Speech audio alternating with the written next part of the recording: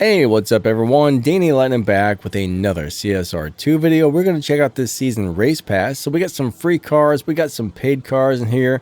We're going to find out if these are any good or if they're worth your time. So in the free tier, we do have the Aston Martin 177, we have the Atlantic Concept, and then we got the Pagani Huayra BC. So we got a Bugatti, a Pagani, and an Aston Martin. The paid tier has the Mustang Mach E 1400, the 911 GT2 RS Club Sport, and the Zonda Revo Barchetta. So those are the three cars in there. We got a Ford, a Porsche, and a Pagani. If you enjoy this CSR2 content, don't forget to smash that like button and subscribe and hit that little bell. Set them notifications to all. Then YouTube will notify you when we put out more CSR2 videos or live streams. And you know what? It would really help me out. I would love to hit 100,000 subscribers someday. So like and subscribe. Thank you. All right, so let's go ahead and start off with the 177. That is an 8.142 car. So I grabbed this screenshot off a Zoocar's video. This car does 328.997 miles per hour. It does 0.7 on the 0 to 60 and 1.359 on the 0 to 100. So, you know, pretty decent stats. The top speed's good. The acceleration's good. 8.1, that's a little bit on the slow side, but Aston Martin parts are very easy to get. So, you know, it's just a basic car, I would say. So does this car have a live racing setup? Well, not really. I went and looked around and I did not find anything that made me think this car was going to be good at live racing. Now this car will destroy the dyno time by a lot. So this car is a natural dyno beater. So it will probably win some live races, but I'm telling you right now, when you're live racing and beating the dyno time, your car is probably going to get pushed into faster and faster lobbies quickly these days. So I do not like dyno beating cars for live racers, but it will win live races by beating the dyno with the right setup. Thing is, well, that's not ideal, but yeah. Anyways, let's move on to the next car. Oh, by the way, you can get this car out of collections. Just in case you were wondering, I'm not sure how many collections credits it costs, but this car is in collections. Alright, so next up we have the Bugatti Atlantic Concept. This car is running a 7.1, so this is a much faster car. It is a little bit harder to get parts for a Bugatti though. I mean, it's not like the rarest type of car, but you know, parts don't come easy for Bugattis for the most part. But yeah, this is a 7.139 on the fastest time recorded, or one of the fastest time. You know, this is going to be very close to the fastest time. It may not be dead on, but it's pretty darn close. This gives you a really good idea of what time these cars run. 358 miles per hour. Now, the acceleration on this is great. So 0 to 60 in 0.353. 0 to 100 in 0.708. So this car has decent top speed, great acceleration, and it runs in the 7.1s or the 7.2s depending on how good you are at driving it. So, you know, it's a decent car. Now, when it comes to a live racing setup, I did find a way to set this up. I think you needed a stage 6 body and a stage 6 transmission. So you do need stage 6 parts, and the live racing setup is going to be decent at best. It's not going to be very good, honestly. So this is not going to be what I would consider a great live racing car on like a low upgrade setup or anything like that. This car barely beats the dyno time, so naturally when it's maxed out, it's got a dyno of a 7.14 something, and 7.13 something is the best you're going to run. So, you know, not looking great overall. I mean, yeah. That's all I gotta say about that one. And this car is not part of collections, so you will not find this in the collections, guys and girls. This car is not, I repeat, not part of collections. Next, we're going to take a look at the Pagani. This is a 7.5 car, so it's, you know, not the greatest, not the most up-to-date car in the world. It's going to do 380 miles per hour. So the acceleration is pretty good, but not as good as the last car. 0.9 on the 0 to 60, 1.3 on the 0 to 100. So decent top speed, good acceleration, and it's in the 7.5. So, you know, those are not great stats.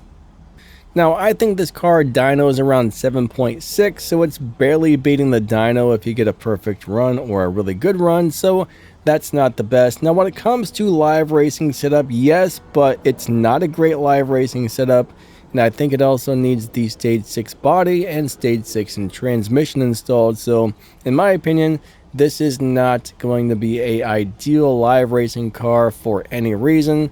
And Pagani parts are extremely hard to get, so it is going to be very, very, very, very hard to get parts for this car, more so than most brands, to tell you the truth. These are the extremely rare fusion parts for Pagani. So basically, when it comes to the free tier, none of these are what I would consider great, but out of the three, me personally, I think I would grab the Bugatti first, probably the 177 second, mainly because the 177 is easier to get parts for.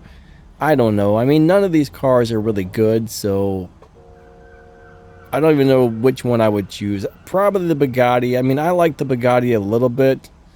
If you got a couple of Stage 6 parts, I think you can get up to like 1,400 or 1,500 Evo on low upgrades. It'll win a couple of live races, but like I said, you gotta have some Stage 6 parts. The other two cars, well, I don't know. I just don't know. But I guess if you need a dyno beating car, then you would go with the 177. I mean, that's the only thing I can think of. One is, alright, so the Bugatti is the overall best performing, and the 177 is the best at dyno beating. So you're going to have to make a choice there, but in my opinion, none of these cars are great. None of these cars are worth a darn to me, so I don't like any of them. 177, easy to get parts for, beats dyno. Atlantic Concept, performs the best, hard to get parts for. Can sort of live race, but not very well, so yeah. This is a disappointing free race pass right here, so let's go ahead and move on to the paid cars. Alright, so next up we are going to be talking about this weird little Mustang SUV. Now, I know a lot of people do not enjoy driving this car, but, you know, I did grab a screenshot. Actually, you know what, I don't even know whose screenshot this was. Normally I would like to give somebody credit. The other ones were from Zoocar. I actually don't know who I grabbed this. Man, I'm sorry whoever this is, but I don't remember who I took this screenshot from. Anyways, this car is doing a 6.8, which is a pretty good time.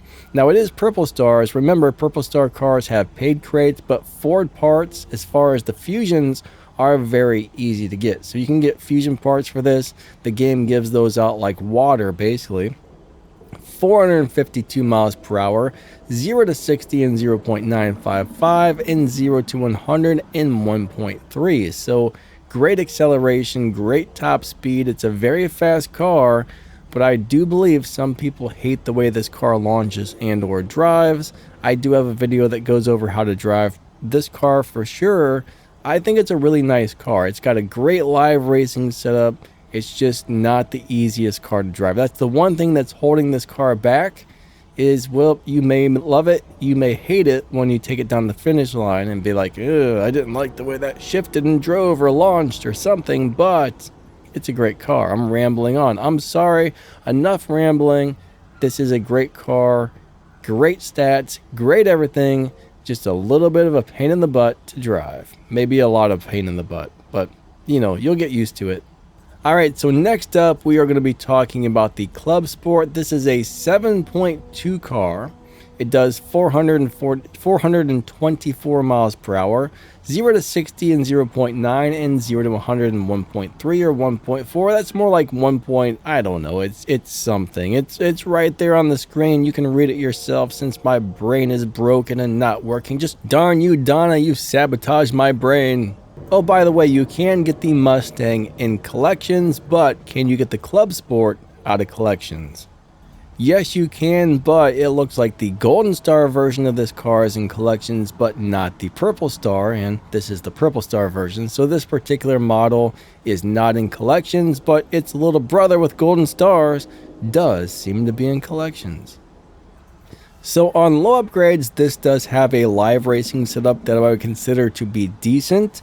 When I set it up on low upgrades, got it going, I was like, all right, no stage 6 parts needed, and it does pretty well. I mean, it's not going to be the world's greatest live racing car, but it's going to win a few live races, right? You're going to go in there, you'll probably win a good 60 to 80% of your live races with this car. I'm guesstimating, right? I'm just taking a guess. I've never actually used the Purple Star version for live racing, but once set up on paper, I know how the numbers perform. Usually, like when you get this much Evo compared to this much performance points on low upgrades, this looks like it's going to do pretty darn good for live racing. Not the best, but pretty darn good. This car does beat the dyno time naturally, but not by very much, so it's a very small, it might beat the dyno by, you know, 1/10 of a second or maybe half of that, so it's not a huge dyno beater or anything like that, but it does have nice stats. It does have good stats. I mean, the top speed's nice, the acceleration's nice. 7.2 isn't great these days, but it's not horrible either, so it's a decent car. This is a decent car with a live racing setup. And then finally we got this guy right here, this Zonda, Chinook, whatever this thing is, the Revo, I don't know, hold on a second, let me get my brain fixed. Donna has sabotaged it again. Okay, it's the Zonda Revo Barchetta. And this car is running in the 7.1s or the 7.2s. More likely you're going to get 7.2 runs with this. It does 407 miles per hour, 0 to 60 in 0.640, 0 to 100 in 1.254. So everything looks pretty good. 7.2 car, 400 miles per hour, nice acceleration and top speed. I mean, all these cars are pretty equally about the same in a lot of ways, I would say. This is in the collection, so you can get this car out of collections, just so you know. And yeah, this car has a 7.230 on the dyno, so even if you get a great run, it's barely beating the dyno. So this one's really not much of a dyno beater, and it's going to be really hard to get parts for this. Again, Pagani's not easy to get parts for whatsoever. Parts are very rare for Pagani, so that is something to think about. Again, thank you to Zoocar for these screenshots. Pretty much all of these but one came off of Zoocar's page. I'm not sure why I grabbed the other one off of somebody else's page, but anyways, thank you to Zoocar. You know, I think when I first started playing this game, one of the first channels I found for CSR2 Racing was Zoocar, showing me how to drive the cars, and I've appreciated the channel ever since. Great YouTube channel if you want to see how maxed out gold and purple star cars drive. There are other YouTube channels out there that show you the fastest time for max cars, but that's usually my go-to channel right there. Now you can set this car up on low upgrades for live racing, but the numbers do not look good. I can't remember if you need stage 6 parts or not. I did not put that on my notes for some reason, but out of these cars, I think there's one clear winner. There is one clear winner, and it's not this.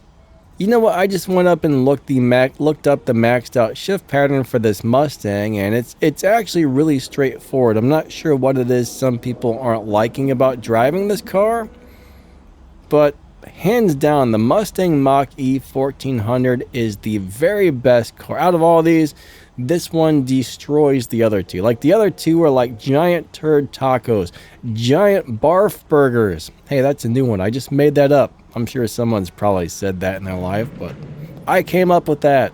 I'm telling you right now, I'm going to trademark that and copyright that and get a patent on barf burger. Yep, that's right. Barf burgers. So hands down, grab the Mustang. That's going to be the best one. Between the other two cars, man, I don't know. I guess I would go with the Porsche because it's going to be a lot easier to get parts for. But between those two cars, I don't really have a preference either way. I don't care for either one of those cars. I think they're both just kind of blah and don't really care about either one. So out of all the cars, all 6 cars, the only one really worth getting is the Mustang Mach-E. Now, I do like the fact that the 177 beats the dyno. I mean, I guess if you're looking for something that's going to beat the dyno by a lot, the 177's cool, but it's really a crappy car. Besides that, that's the only thing the 177 has going for it, is it beats the dyno time. So I don't know. Between the free tier, it's hard to decide which one of the crappy cars to grab because they're all crappy. And then in the paid tier, you got the Mustang. If you already got the Mustang, I would probably, I don't know. Neither one of those are like easy cars to get. Those are both pretty rare. So, geez, that's a really hard choice. But I think I personally would go with the Porsche, just because fusion parts are way easier to get than Pagani fusion parts. Pagani fusion parts are just too darn hard to get, so I think I would skip the Pagani unless you've already got the other two cars, and then of course you might want to grab the Pagani. But in my opinion, pretty much all of these cars kind of suck, except for that Ford, which is actually a really good car. I mean, that's a very, very, very, very, very, very good car. So at least there's one good car in here this time, but it is in the paid tier. So there is our race pass. Hopefully this helps you figure out which cars to get. But if you're trying to choose between, 5 of those turd burger cars, forget about those. They're all junk. The only good one's the Mustang. The other 5 are junk. Complete crap. Hate them all. Don't like them. I mean, some of them are okay. Don't get me wrong. They're okay. It's still a little hard to decide between the Atlantic concept and the 177. Do you want something that can kind of live race, or do you want something that's going to beat the dyno and maybe win a couple of live races, or just bust the dyno when you need it to? So, I don't like any of these choices, honestly. Great. The game went to oh, there it is. Finally. Holy crapple. It was on black screen for like 15 hours. All right, that may be a little bit of an exaggeration. So it doesn't look like I own that Mustang. I was going to pull it up on the screen and say, this is the one you want, but I don't have it. So we'll just pull up this NASCAR instead for no apparent reason, but there's a Mustang NASCAR right there, guys and girls. This has nothing to do with the video. It's in the video, however, so I guess it kind of has something to do with the video, because there it is. Look, you can see it. Check it out. Mustang right there. But anyways, I would say this is overall a disappointing race pass. There's really nothing in here that makes me go, yeah, I love this race pass. But there's a lot. Well, I do like the Mustang. Don't get me wrong. I think that's an awesome car. That's the one you should get, right? If you can make it all the way through and you don't mind spending your $10, it is totally worth it. $10 is a great value for the race pass, guys and girls. You should definitely be buying these things if you don't mind spending the $10. Thing is, you're going to get a bunch of Universal Stage 6 parts that'll work. Well, you're going to get a couple of Universal Stage 6 parts that will work on any car, a bunch of Universal Fusion parts. Let's just say you get a Purple Star car one day and you can't get parts for it. Hey, you can throw those into rare cars that you normally wouldn't be able to get parts for. So buying the race pass is a great value. Plus, you're going to get some normal stuff, some gold, some game cash, some stage 6 parts for some regular things from the free tier. And then the paid tier has all these really awesome universal parts that'll fit on pretty much anything you want. So in my opinion, even if you don't make it to the car, for $10, it's still a good value. Plus, you get a few extra little bells and whistles and whatnot. So I think you should be buying the race passes anytime you get a chance. If you got $10 laying around, but bam, grab that race pass. Even if you don't make it to the cars, it's probably a good value just for all the universal parts. But anyways, I think that's going to end up wrapping this video up. Thank you so much for watching. I appreciate you guys and girls big time. Huge shout out to my channel members. Thank you for the extra support. That really does help the channel. Memberships are just a couple of bucks. If you want to join, just click the little join button right below the video. That really does help out the channel.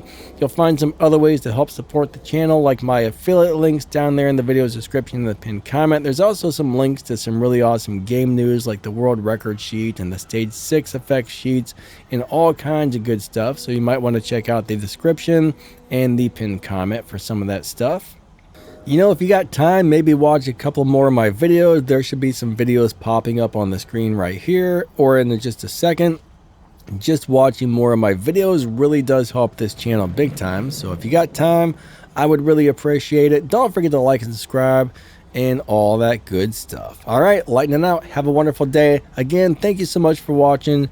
You guys and gals are awesome. Catch you next time. See ya.